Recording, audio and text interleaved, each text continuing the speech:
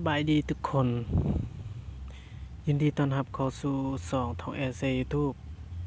2มาแบ่งความรู้สำหรับวิดีโอนี้เราจะมาแบ่งขั้นตอนการเปิดสร้างรายได้ YouTube ก่อนอื่นหมดเราต้องได้โหลด Google Chrome เนาะโหลด Chrome เข้ามาในโทรศัพท์สำหรับผู้ที่ยังบ่ได้มีหรือยังบ่โหลดอยู่ในโทรศัพท์อันนี้คือขั้นตอนการสร้างบัญชีAdSense เพื่อเชื่อมต่อ YouTube เนาะและวิธีนี้จะเป็นการสอนอยู่ในโทรศัพท์คอมพิวเตอร์ก็มี Chrome ก็มีก็เฮ็ดคือเดียวกันเรามาเริ่มกันเลยก่อนอื่นหมดเราเข้าที่ Chrome เนาะ Chrome เข้าไปที่ Chrome แล้วก็เขียนคำว่า YouTube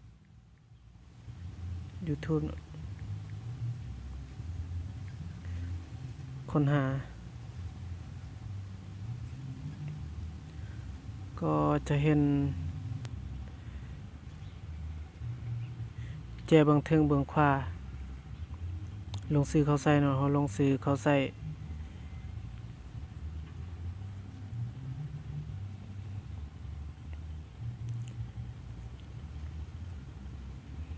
ลงชื่อเขาใส่อันนี้จะเป็นบัญชีค่อยเนาะเพราะว่าค่อยมี3บัญชีแล้วค่อยจะเลือกใส่บัญชีสุดท้ายถ้าใครยังบ่มีบัญชีก็สามารถสร้างบัญชีใหม่เนาะวิธีการตั้งอีเมลก็มีค่อยจะวางลิงก์อยู่ในลุมของวิดีโอนี้สามารถกดเข้าไปเบิ่งได้วิธีตั้งอีเมลเลือกบัญชี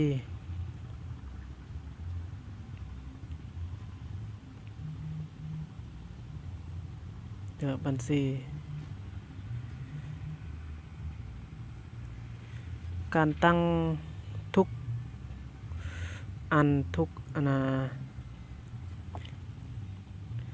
บัญชีมันก็ต้องมีรหัสผ่านแล้วก็อีเมลอันนี้เป็นบริการของ Google จะใส่อีเมลเดียวหมดอันนี้เราจะใส่รหัสผ่านเนาะให้เราใส่รหัสผ่านเมื่อเราใส่รหัสผ่านแล้วเมื่อเราใส่แล้วก็กดถัดไป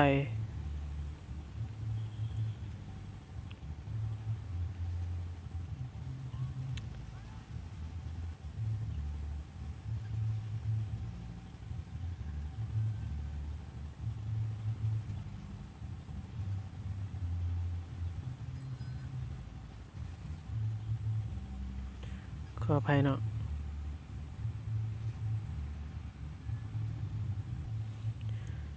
ก็ได้ลงซื้อลงบัญชีสำเร็จแล้วเนาะอันนี้คือหน้า YouTube ที่คอยติดตามอันนี้เป็นบัญชีหนึ่งก่อนอื่นหมดเราขั้นตอนที่1เราเข้าไปอยู่แจเบื้องเทิงบอนที่เราลงซื้อเขาใส่เมื่อเราก็ใส่งานได้แล้วกดเข้าไปบอนที่วงมนเนาะรายชื่อบอนรูปภาพของเรากดเข้าไปก็จะเห็นหน้าประมาณนี้เนาะแล้วกดเข้าไปภาษาไทยก็เพราะว่า Creator Studio กดเข้าไป Creator Studio หรือ Studio ผู้สร้างก็จะเข้าไปที่หน้านี้อันนี้เป็นซองใหม่นะจะบ่มีผู้ติดตามแล้วก็จำนวนการเบิ่งจำนวนนาทีเนาะเมื่อเข้าไปหน้านี้แล้วให้เอากดไปที่ซ่อง ที่2ทางนี้เนาะกดเข้าไปที่ช่อง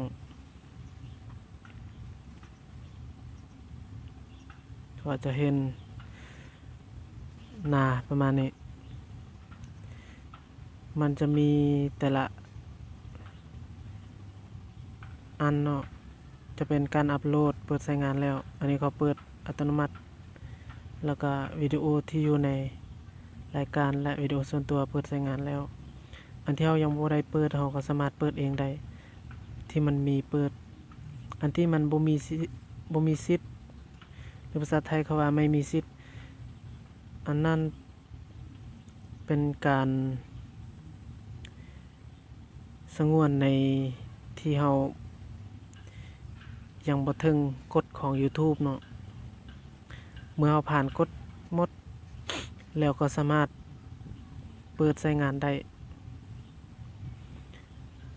แล้วพอเข้าไปเดี๋ยวนี้การสร้างรายได้เขาจะว่าไม่มีสิทธิ์หรือภาษาลาวว่าบ่มีสิทธิ์เนาะโปรแกรมพาร์ทเนอร์ YouTube ไม่สามารถใช้งานในประเทศของคุณได้ในขณะนี้สำหรับประเทศลาวก็จะบ่สามารถเปิดสร้างรายได้ได้แต่ว่าประเทศไทยเฮามาเบิ่งกันเราสามารถเปลี่ยนเป็นประเทศไทยเข้าไปที่คันสูงกดเข้าไปที่คันสูง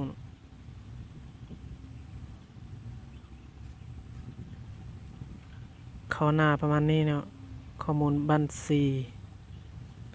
แล้วมาเปลี่ยนประเทศนี่เป็นประเทศไทยเพราะว่าประเทศไทยมันได้สนับสนุนการสร้างรายได้ YouTube ลาวยังบ่ได้แต่ไทยสามารถเปิดสร้างได้แต่ลาวเขาก็สามารถเปิดสร้างได้เพียงแต่เปลี่ยนประเทศ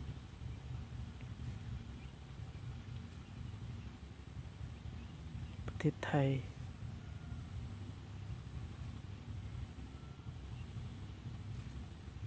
ใส่ประเทศไทยเวียดนามลาว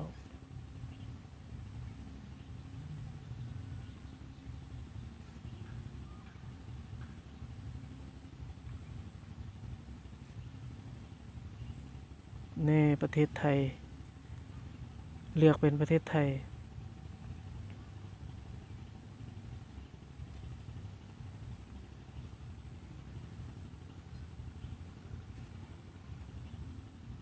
เลือกประเทศไทยเมื่อเราเลือกเป็นประเทศไทยแล้วเข้าไปบอนก่อนเนาะสถานะและฟิวเจอร์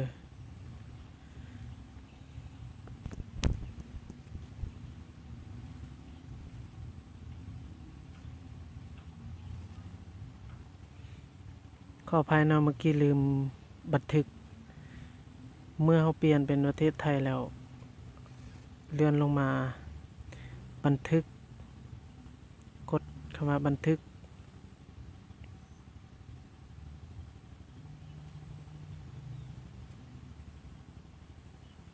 เมื่อบันทึกไปแล้วมันจะเป็นประเทศไทยคงที่เลย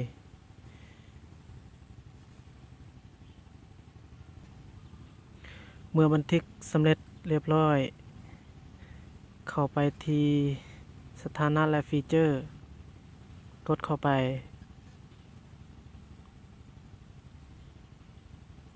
จะเด้งเข้ามาหน้านี้เนาะอันนี้จะเป็นสถานะลิขสิทธิ์การประท้วงต่างๆเนาะเอามาเบิ่งการสร้างรายได้มีสิทธิ์ทำอิฐเมื่อกี้เนาะมันยังบ่มีสิทธิ์เดี๋ยวนี้มีสิทธิ์แล้วเราเปลี่ยนประเทศเป็นประเทศไทยเราสามารถเปิดใช้งานกดคำว่าเปิดใช้งานที่2การสร้างรายได้จะมาหน้านี้เนาะการสร้างรายได้สถานะบัญชี ษาไทยเขาว่าไม่ได้เปิดใส่งานการสร้างรายได้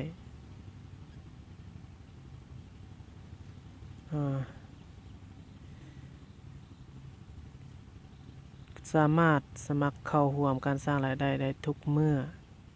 โปรดทราบว่าทุกช่องต้องมีชั่วโมงรับชมในช่วง 12 เดือนที่ผ่านมาอย่างน้อย 4,000 และมีผู้ติดตาม 1,000 คนเพื่อให้มีสิทธิ์รับการตรวจสอบข้อกำหนดนี้หมายความว่าช่องของเฮาเปิดสร้างรายได้เสร็จสมบูรณ์จะมีผู้ติดตามแต่ 1,000 คนขึ้นไปแล้วก็การรับเบิ่ง 4,000 ชั่วโมงจึงสามารถเปิดสร้างรายได้เสร็จสมบูรณ์แต่เดี๋ยวนี้ข้อยจะมาเบิ่งขั้นตอนการผ่านกฎหรือการสมัคร3ขั้นตอนของกฎอันที่ 1ข้ออ่านและยอมรับข้อกำหนดโปรแกรมพาร์ทเนอร์ YouTube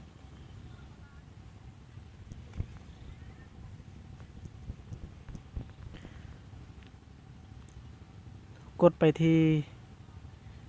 เริ่มต้น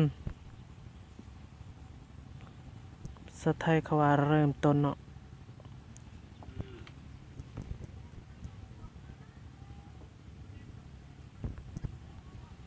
กดเข้าไปจะมาหน้านี้สมัครเข้าร่วมการสร้างรายได้ขั้นตอนที่ 1เข้าร่วมโปรแกรมพาร์ทเนอร์อันนี้เป็นกฎข้อกำหนดของโปรแกรม YouTube Partner เนาะถ้าอยากอ่านก็อ่านผู้ที่ยังบ่ฮู้เนาะก็สามารถอ่านหมดแล้วก็มากดยอมรับติ๊กทั้ง3อัน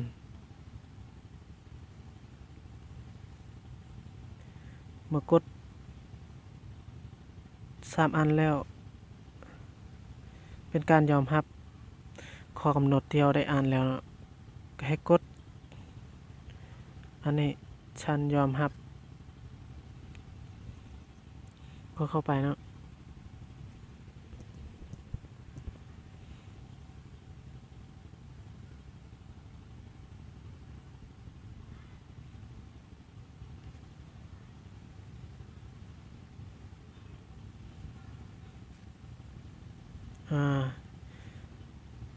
ข้อ1ผ่านแล้วไปต่อข้อที่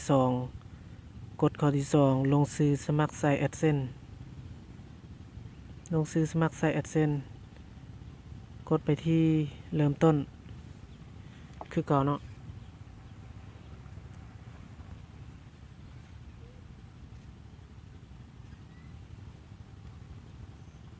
การสร้างรายได้อันนี้เป็นคำเว้าของ AdSense เนาะให้เรากดเข้าไปกดถัดไป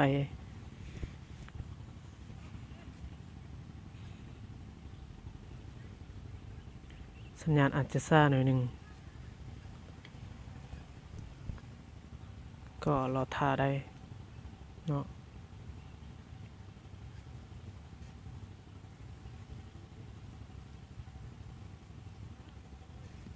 มันจะเด้งเข้ามาหน้านี้เนาะเลือกบัญชีที่เราจะใส่ใน AdSense กดเลือกบัญชีของเราเนาะ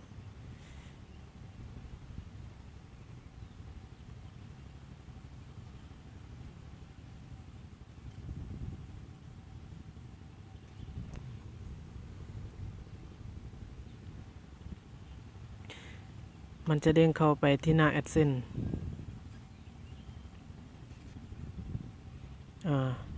อันนี้เว็บไซต์ของคุณเราบ่ใส่เมื่อบ่มีเว็บไซต์ให้กดตัวที่ 1เนาะใช้ประโยชน์จาก AdSense ให้คุ้มค่ายิ่งขึ้นแล้วมาเลือกประเทศเอามาเลือกเป็นประเทศลาว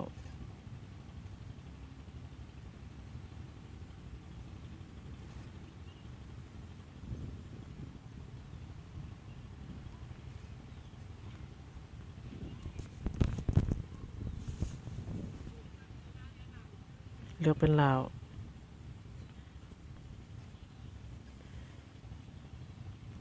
อันนี้แม่นข้อกำหนดคือกันข้อกำหนดของ AdSense ถ้าอยากอ่านก็อ่านบ่อยากอ่านก็เลื่อนจนสุดแล้วเนาะแล้วกดยอมรับ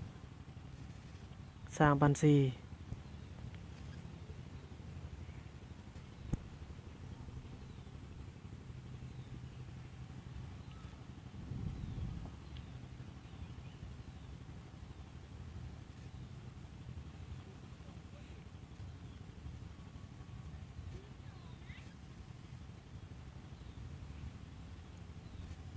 จะเข้าไปที่หน้าทำโฆษณาให้เป็นเรื่องง่ายกดเริ่มต้นใช้งาน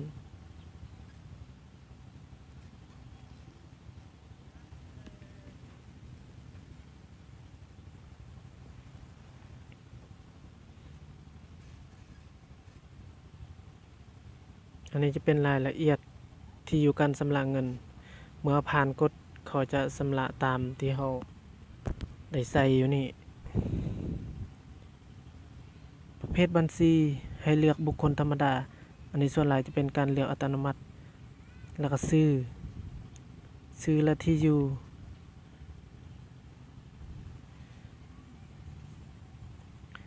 ชื่อก็จะใส่ชื่อและนามสกุลของเราและบรรทัดที่1บรรทัดที่อยู่ที่1ให้เราใส่บ้านเมืองเนาะ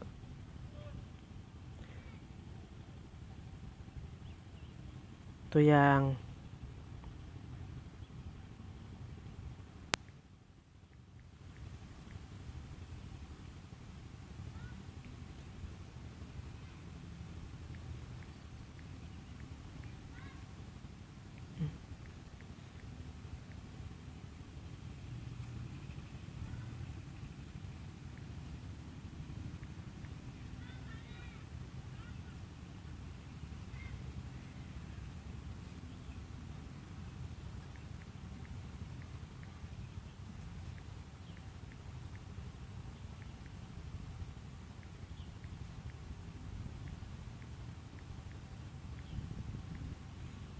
บ้านเมืองแขวง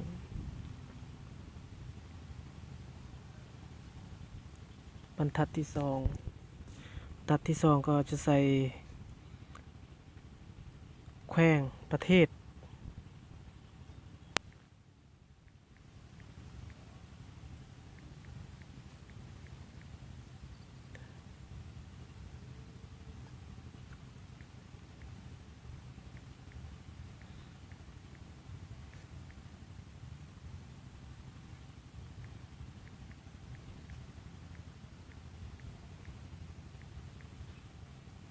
PTR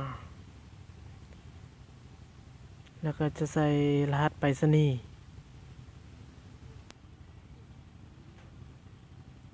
ตัวอย่างรหัสไปรษณีย์อันนี้03020เนาะนี่เป็นรหัสไปรษณีย์ของนาแลเมืองนาแลแต่ละเมืองมันจะมีหมดถ้าบ่ฮู้ก็ถามได้คอมเมนต์ได้ตัวอย่างใส่นี่เนาะ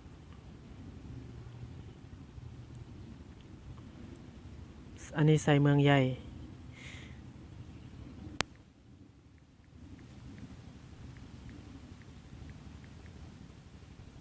หลวงน้ำทา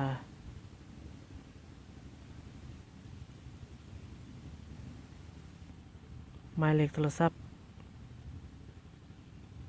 มันจะเลือกราวอัตโนมัติ20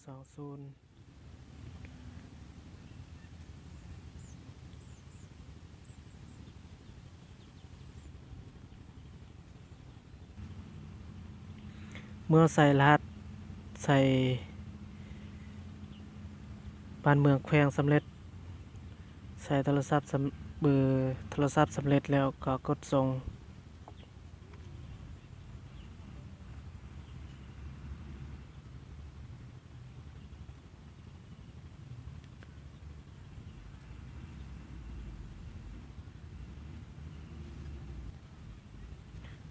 หลังจากนั้นมันจะเข้ายืนยันหมายเลขโทรศัพท์ก็จะยืนยันนี่เนาะกดที่ข้อความรับรหัสยืนยัน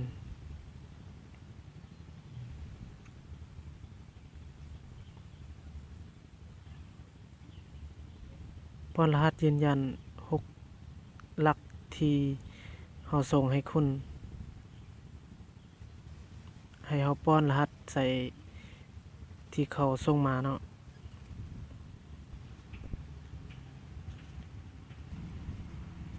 เมื่อรับรหัสแล้วเฮาก็ใส่อยู่นี่เนาะ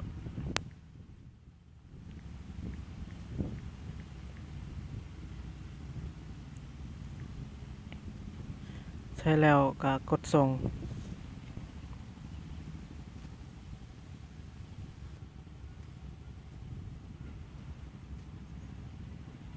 กำลังเปลี่ยนเส้นทางไปยังโฮสต์2-3 วินาที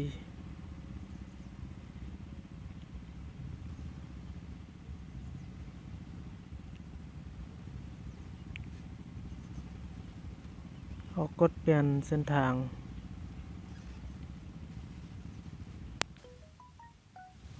ก็จะสำเร็จการส่งคำขอไปยัง AdSense แล้วส่งคำขอไปยัง AdSense แล้วต่อกดข้อที่3เข้าไปที่เริ่มต้น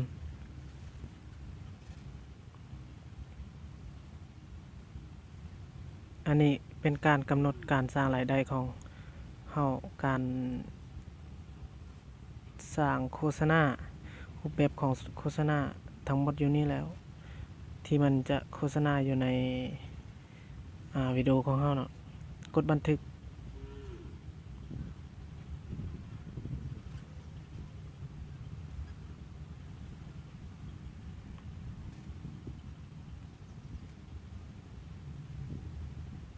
ก็จะสำเร็จบัดนี้เรียบร้อย3กฎ3ข้อได้ยอมรับและกำหนดสร้างสำเร็จและยังกฎข้อที่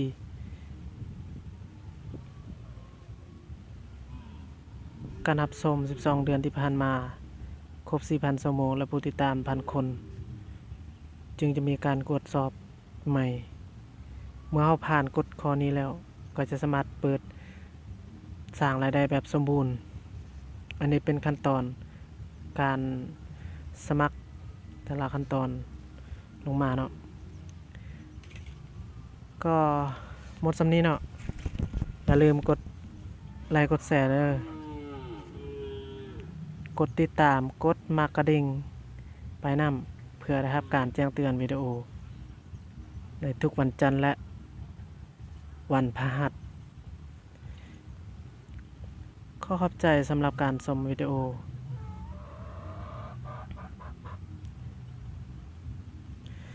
ตอนนี้เราก็เหลือแต่ข้อเดียวเนาะเราก็จะสามารถเฮ็ดได้ในอนาคตเป้าหมายเนาะแล้วก็อย่าลืมเด้อกดติดตาม